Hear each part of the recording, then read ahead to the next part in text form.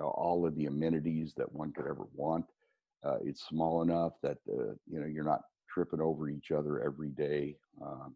We don't have a lot of traffic drama and that kind of thing. The infrastructure around the city is pretty good. My kids are here and my grandkids are here, and I'm not leaving. I like it here. Like I said, I built my loft here in the Kansas City market about 3 years ago, something like that, and that was the intent. Is this is where I will stay, post career and retirement and all that. This will certainly be my home base. All right, not leaving Kansas City. Well, if you think about it, with what I do from a music standpoint, it's kind of cool because I'm in the middle, right? And so it's not such a big deal to get to the East Coast, and it's not such a big deal to get to the West Coast, which is where I play a lot, And so, yeah, it's kind of centrally located from a logistics standpoint. It's pretty good. Have you been out here in Colorado? Actually, I was in Colorado in January on a tour. I did a little solo tour. I'm one of the fortunate ones that got their tour in before COVID. I was in Denver for 3 nights, I think it was, and Alamosa, I think, Colorado, for a couple of shows. So, yeah, I was out there not too long ago. As a matter of fact, I did a show last night for a public radio station in Grand Junction. I like Colorado. Just saying. It is a state. It is a state that has its quirks. I call it quirks because there's some things I like, some things I don't, and some things that I guess I don't appreciate because I don't do certain activities.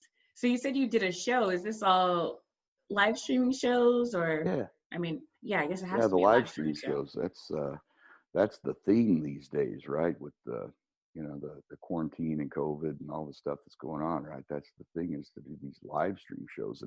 And for me, to be honest with you, it's perfect, right? It's perfect for me because I like to play solo. It's my favorite thing. Just, give me my guitars and let's just have a show. And I really like interacting with the audience. And though it's a little bit different than being able to talk to them face to face when you're playing, you can do that all that interaction and stuff, through comments and different things, in the technology. And so it's kind of perfect for me. I mean, I have my little studio set up here in my house and in my loft, and it's pretty much, I'm going to play every day anyway. And so just turn on some buttons and play, I'm having a good time with it. I really am. And, you see their comments and have little discussions with them and stuff. It's a good time. It's a good time. And it is what we can do. It is what we can do in today's environment. So you might as well take advantage of it, right? Right. And if it's you playing in literally your comfortable space, then why not have a blast? Yeah. I don't need a tour van. I don't need roadies. I don't need anything. I push 5 buttons and I'm on. When you do travel, do you get on stage with a full band, or do you just stay being a solo artist? It depends on what the folks want, right? So when folks contact me about coming to play, I'm kind of known for being the guy that likes to play solo. I enjoy that, because it gives you a lot of flexibility. You don't have a set list, and you can just kind of make stuff up as you go along. And it gives you a lot more freedom to interact with the audience and get to know people and, have a good time with it. And so a lot of folks will ask me if I'll do a solo show. But then there's the whole band thing. I have some really great musicians that I play with that are based out of the Midwest. They're the guys that I record with. And, we'll do the full band thing when we need to. That's fun. That's fun because they're so good. I mean, these guys are so much better than me that I really have to focus during the shows because I'll get fascinated listening to what they're doing and forget the song. It happens, just saying. So, yeah, but we do both. You do a couple different styles. What's your favorite? Depends. Depends on the song.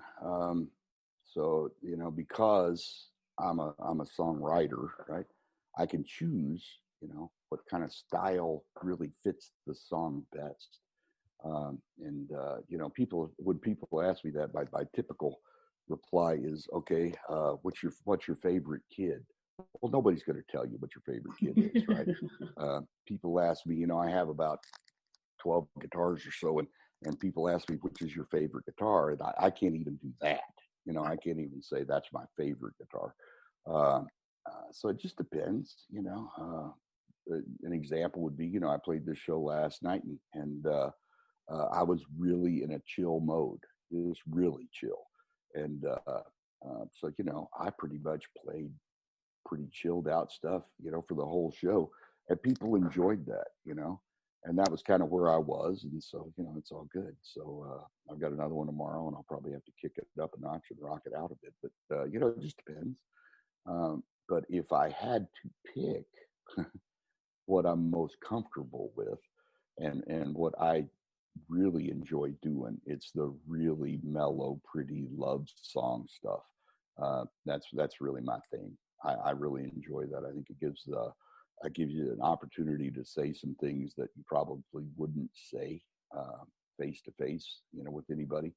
And it also gives you a chance to do some really, really pretty stuff on the guitar. So that's kind of my favorite style. But um, we've had songs played all over the world. I've won awards for rock albums. I've won awards for folk albums. I get a lot of play on country stations. So who knows, right? That's the beauty of being a songwriter, is being able to explore that flexibility and that versatility and have fun with it. Yes, and you have a very versatile range, because it's, see if I get it right, it's country, blues. Ooh, I'm missing one. Americana? Yeah, nobody knows what that is. Right? I was just going to ask you what that was. Nobody knows. Nobody knows. I think that they may have made that up to get another category in Grammys, maybe. I'm not real sure.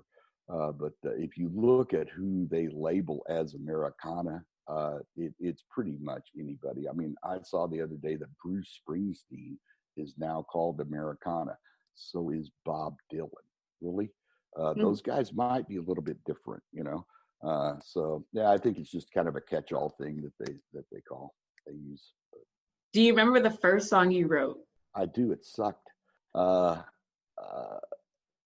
It was I was in junior high school, and I had this fascination with this girl, right? Because all songs, evolve around a girl. You're either in love, or you're out of love, or you broke up, or she broke your heart, or there's always something, right?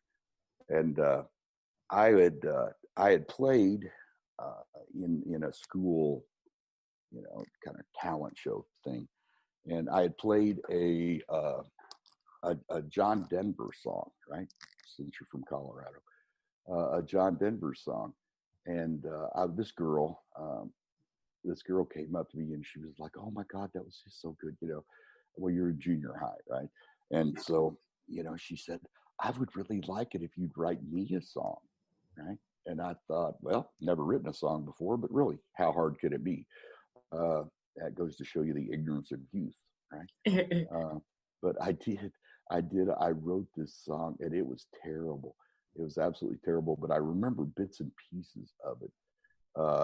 I think that the opening lyric started off, it was something ridiculous, because you can't just, when you don't know what you're doing, you try to get too creative and you try to get too cute, right? And I think it started off with something like, the sun is raising into limpid pools of perfect light, and I myself absorbed that light with awe and wonder and might, or some craziness like that. I mean, it was just horrible, right? Yeah, but she liked it, so I win. You got the girl. There you go. There you go. That is hilarious. But you remember your first song, as great or as not great as it was the beginning of your writing. Yeah. Where can people find your music if this is the first time that they're hearing from you? Oh, well, here we go. This is the flagrant promotion time of the interview, right? Yeah.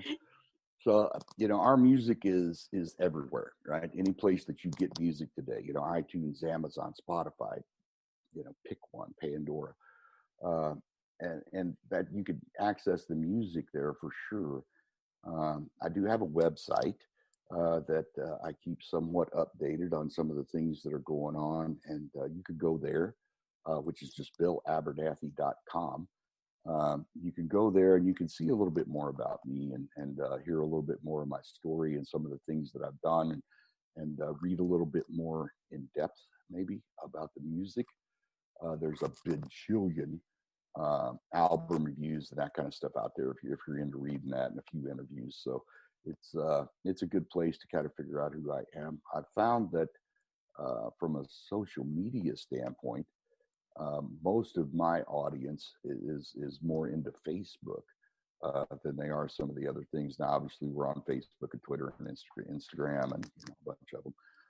But my Facebook page is where I find that most of the fans in my demographic are interested, and that's where they interact with me. So I have a Facebook page that's called Bill Abernathy, Singer-songwriter, and go there.